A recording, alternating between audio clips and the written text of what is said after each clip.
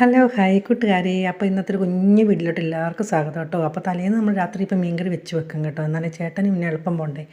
മോന് പോകാൻ തുടങ്ങിയില്ല, മോൾക്ക് തിങ്കളാഴ്ച തൊട്ട് ക്ലാസ്. അപ്പോൾ ഇത് ഇന്നലത്തെ വീഡിയോ ആണ് കേട്ടോ.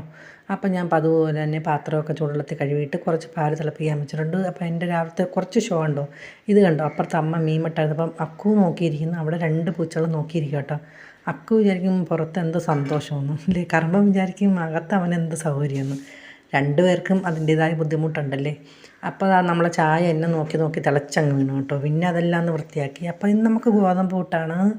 എന്നും പുട്ടും ദോശയും ഇതൊക്കെ തന്നെയാണ് ഇവിടെ വെക്കുന്നത് കേട്ടോ. ഇനി ഇടിയപ്പം വെച്ചാൽ മോനെ കിട്ടാറില്ല, അതുകൊണ്ട് പിന്നെ ഇടിയപ്പം കുറച്ച് നാളായി ഉണ്ടാക്കിയിട്ട് ഇനി ഉണ്ടാക്കണം. അപ്പോൾ അതിൻ്റെ ഇടയ്ക്ക് മീനൊക്കെ നമ്മൾ പൊരിച്ചു. അപ്പോൾ ഞാൻ പറഞ്ഞില്ലേ, നമ്മുടെ വീട്ടിൽ ഇനിയിപ്പോൾ ഈ പയർ തിരുന്നിടം വരെ പയർ തോരൻ തന്നെയായിരിക്കും. അപ്പോൾ എനിക്കിന്ന് 2-3 സ്ഥലത്തൊക്കെ പോകണം കേട്ടോ. നമ്മൾ അക്ഷയ കേന്ദ്രത്തിലും അങ്ങനെയുള്ള കുറച്ച് സ്ഥലങ്ങളിലൊക്കെ പോകണം. ഇത് ഇന്നലത്തെ വീഡിയോ ആണ്, ഞാൻ പിന്നെ ഇന്നെന്നങ്ങ് പറയുന്നതേ ഉള്ളൂ കേട്ടോ.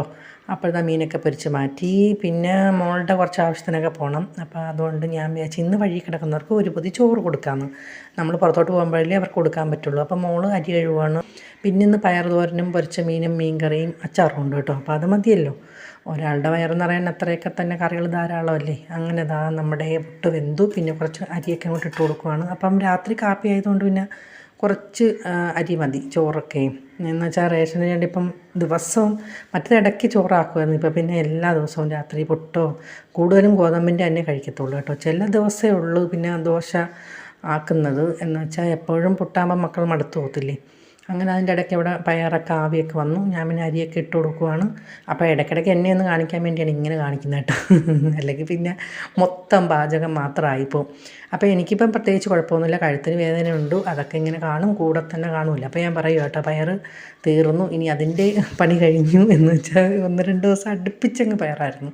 ഇവിടെ പിന്നെ എല്ലാവർക്കും ഇഷ്ടമായതുകൊണ്ട് കുഴപ്പമൊന്നുമില്ല. അങ്ങനെയൊക്കെ പോണു. അപ്പോൾ ഞാൻ ചോറൊക്കെ ഇട്ട് വെച്ചു. പിന്നെ ഞാൻ റെഡിയായിട്ട് വന്നിട്ടാണ് പിന്നെ ഞാൻ ചോറൊക്കെ ഇട്ടത് കേട്ടോ. അപ്പോൾ അതിനകത്ത് വെക്കുന്നത് നമ്മൾ പൊരിച്ച മീനും പയറുതോരനും പിന്നെ ചമ്മന്തി അച്ചാറും ഉണ്ടായിരുന്നു. അങ്ങനെ പൊതിഞ്ഞ് പിന്നെ മീൻ കറിയൊക്കെ എടുത്തു. അങ്ങനെ ഞാൻ റെഡിയായി പോകാനായിട്ട് ഇറങ്ങി. അപ്പം മകളും ഉണ്ട് കേട്ടോ. അങ്ങനെ ഞങ്ങൾക്ക് അക്ഷയ കേന്ദ്രത്തിലും അപേക്ഷയൊക്കെ കൊടുക്കാനൊക്കെ പോകണമായിരുന്നു. അപ്പോൾ ഇന്ന് ചോറ് കൊടുത്തൊരു എന്താ പറയുന്നത്, നമുക്ക് അർഹതയുള്ളവരുടെ കയ്യിൽ കിട്ടണമെന്ന് പറഞ്ഞില്ല. അപ്പോൾ ഞാൻ പ്രാർത്ഥിച്ചുകൊണ്ടാണ് പോകുന്നത് കേട്ടോ, അങ്ങനെയുള്ളവർക്ക് കിട്ടണേന്ന്. അപ്പോൾ അങ്ങനെയുള്ളവർക്ക് തന്നെ കിട്ടിയത് ഭയങ്കര സന്തോഷമായി. അങ്ങനെ അക്ഷയ കേന്ദ്രത്തിൽ വന്നു. അവിടെ പോസ്റ്റാണ് കേട്ടോ. അപേക്ഷ കൊടുത്താൽ കുറേ എന്തായാലും വലിയ ആളൊന്നും ഇല്ലായിരുന്നു. അപ്പോൾ എൻ്റെ ഇന്നത്തെ കുഞ്ഞു വിശേഷങ്ങളും ഒക്കെ ഇതൊക്കെ തന്നെയുള്ളൂ കേട്ടോ. അപ്പോൾ വീഡിയോ കാണുന്ന കൂട്ടുകാർ ഫുള്ള് കണ്ട് സപ്പോർട്ട് ചെയ്യണേ. അപ്പോൾ ഓക്കേ, ബൈ.